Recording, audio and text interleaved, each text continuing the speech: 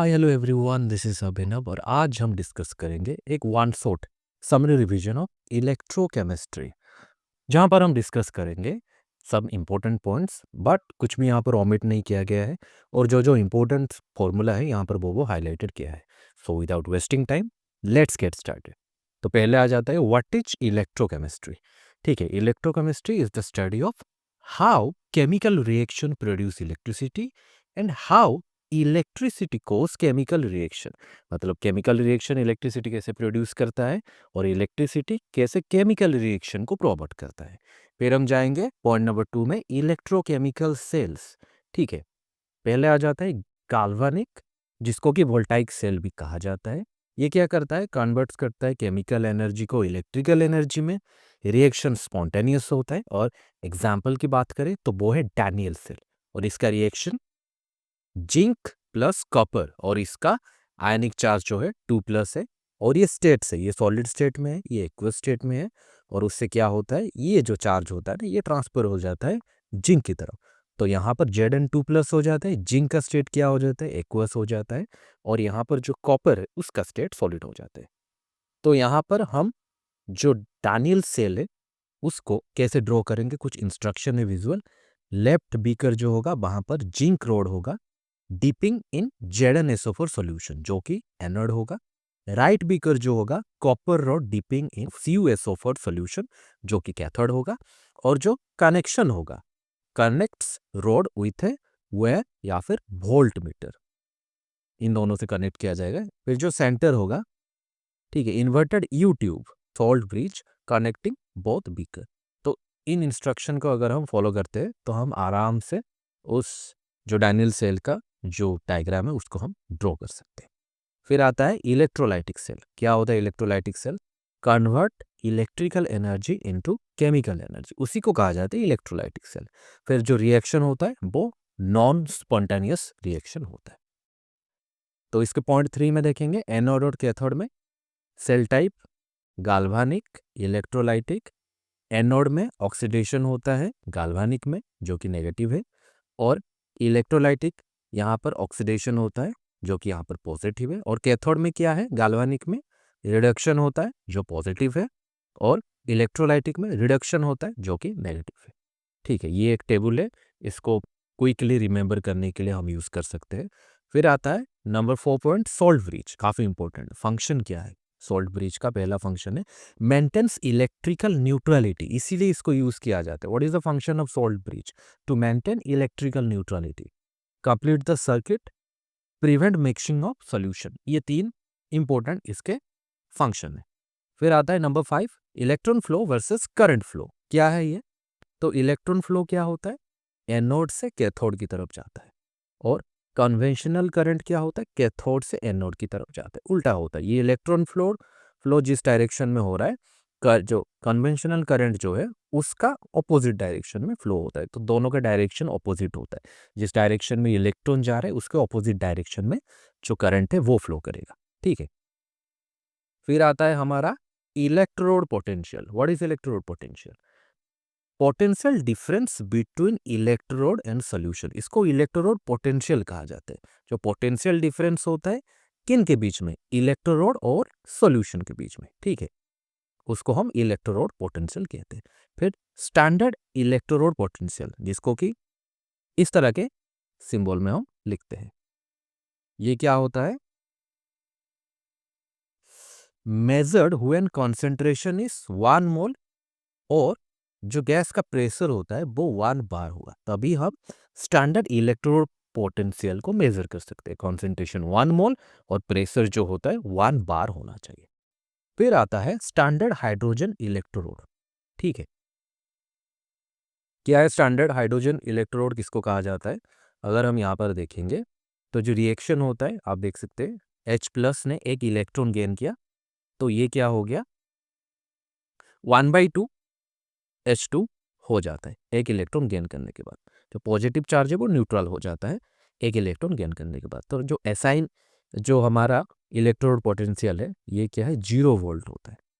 ठीक है, फिर अगर हम यहाँ पर विजुअल इंस्ट्रक्शन की बात करते हैं, standard electrode potential, draw a beaker with 1 mole H plus solution, ठीक है, acid.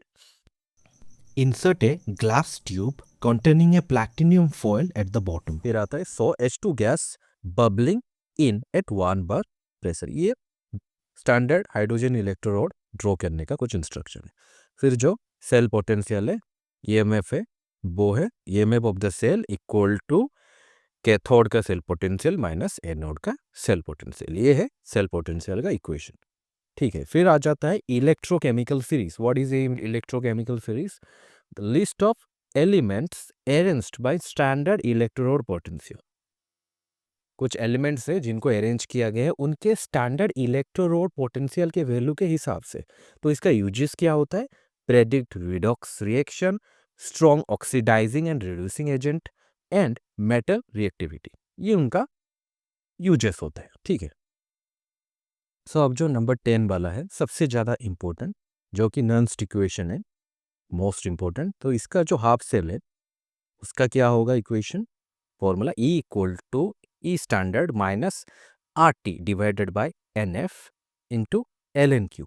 और एट 298 केल्विन ये होगा E equal to E standard minus 0.059 divided by N into log Q. तो ये हाफ सेल का है और ये एट 298 K में है. सो ये जो पहला वाला है ये जनरल फॉर्म ऑफ नर्न्स्ट इक्वेशन है और ये किसी टेम्परेचर में भी यूज़ हो सकता है, लेकिन ये वाला स्पेसिफिकली 298 K में हम इसी को यूज़ करेंगे. ये इसका प्रॉपर फॉर्म है. ठीक है, फिर हम जाते हैं नंबर 11 में. So relation between E standard del G standard and K. तो हमारा जो डेल जी स्टैंडर्ड या फिर डेल जी नॉट भी इसको कहा जाता है equal to minus N F into E standard. और ई स्टैंडर्ड का क्या है वैल्यू यहाँ पर? 2.303 RT divided by small N F into log K. So उसका भी एक स्पेसिफिक टेम्परेचर में इक्वेशन है. At 298 K E standard equal to 0.059 N then into log K. ये है हमारा ई स्टैंडर्ड का इक्वेशन एट 298 K. ये रिलेशन इन तीनों को फो करता है. इन तीनों के बीच में जो भी रिलेशन है ये यहाँ पर प्रेजेंट है. फिर हम नंबर 12 पॉइंट में आएंगे, कंडक्टिविटी एंड रेजिस्टिविटी. तो resistivity rho equal to RA/L. फिर कंडक्टिविटी जिसको कि कापा कहा जाता है वो है K इक्वल टू 1/ρ. मतलब उसका इन्वर्सली प्रोपोर्शनल होता है. ठीक है. फिर हम 13 पॉइंट में आएंगे, सेल कांस्टेंट. ठीक है, जो सेल कांस्टेंट है जिसको कि G स्टार मार्क है इक्वल टू L/A.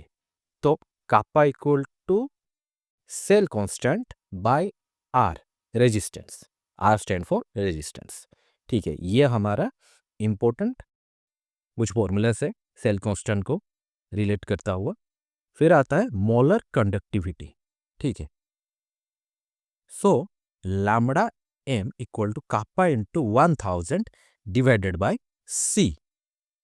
ठीक है. सो उसके बाद हम नंबर 15 पॉइंट में जाएंगे, वेरिएशन ऑफ मोलर कंडक्टिविटी. ठीक है, क्या क्या हमको वेरिएशन मोलर कंडक्टिविटी में देखने को मिलेगा? सो पहला आता है स्ट्रॉन्ग इलेक्ट्रोलाइट्स, फुल्ली आयनाइज्ड होता है, लीनियर इंक्रीज ऑन डाइल्यूशन. ठीक है, तो इसका जो हमारा इक्वेशन है लैम्बडा M ये है equal to standard lambda M minus A into root C. ये है हमारा इसका इक्वेशन. ठीक है, तो ये स्ट्रॉन्ग इलेक्ट्रोलाइट्स का हो गया. फिर हम वीकली इलेक्ट्रोलाइट्स में देखेंगे, पार्शियली आयोनाइज्ड होता है, पार्शियली आयोनाइज्ड होता है, sharp curve increase on dilution. ठीक है. फिर use Kohlrausch law to find standard lambda L. So अगर हम विजुअल इंस्ट्रक्शन की बात करें सो y एक्सिस में क्या होगा? लैम्बडा M और x एक्सिस में रूट C होगा. ठीक है. स्ट्रॉन्ग इलेक्ट्रोलाइट का जो लाइन होगा straight line going slightly up as concentration drop. और वीक इलेक्ट्रोलाइट का जो लाइन होगा curve line shooting up sharply near zero concentration. ठीक है. फिर कोलराउस लॉ की हम बात करें तो ये जो कोलराउस लॉ है ना, इसका ये वाला हमारा इक्वेशन है standard lambda M equal to lambda plus nought lambda minus nought. ये है कोलराउस लॉ का इक्वेशन या फिर फॉर्मूला, हम जो भी कह सकते हैं इसे। इसको थोड़ा साफ कर देते हैं। हाँ, okay, use to calculate molar conductivity at infinite dilution. Infinite dilution में अगर मोलर कंडक्टिविटी को कैलकुलेट करना है तभी हम इसको यूज करेंगे। ठीक है, फिर आता है electrolysis, Faraday's first law, m equal to Z Q. So mass deposited is directly proportional to charge passed. जितना मास डिपॉजिट होगा उतना ही चार्ज पास्ट होगा, तो ये डायरेक्टली प्रोपोर्शनल है। ठीक है, फिर फैराडे का जो सेकेंड लॉ है काफी इंपॉर्टेंट है, m1 by m2 equal to E1 by L2। So mass deposited directly proportional to equivalent weight. ये है हमारा फैराडेस का सेकेंड लॉ। फिर हम नंबर 18 में जाएंगे, product of electrolysis. What is the product of electrolysis? तो जो रूल है, ion with lower discharge potential discharge first. तो जो आयन होता है जिसका कि लोअर डिस्चार्ज पोटेंशियल होता है वो जल्दी डिस्चार्ज करता है। यहां पर एक ओवर पोटेंशियल एक्सेप्शन से एक्वस NaCl को लेकर, तो कैथोड में क्या होगा, 2H plus plus 2 electron plus होगा इसके साथ, तो हमको H2 मॉलिक्यूल मिल जाएगा। फिर एनोड में 2Cl माइनस। ठीक है, तो ये क्या करेगा, अपने आप से 2 इलेक्ट्रॉन निकाल देगा। 2 क्लोरीन है तो एक एक करके 2 इलेक्ट्रॉन जाएंगे। So oxygen is not produce due to over potential. तो ओवर पोटेंशियल के वजह से ऑक्सीजन प्रोड्यूस नहीं होता। हर जगह पर कहीं ना कहीं थोड़ा थोड़ा सा एक्सेप्शन तो मिल ही जाता है। फिर अगर हम विजुअल इंस्ट्रक्शन की बात करेंगे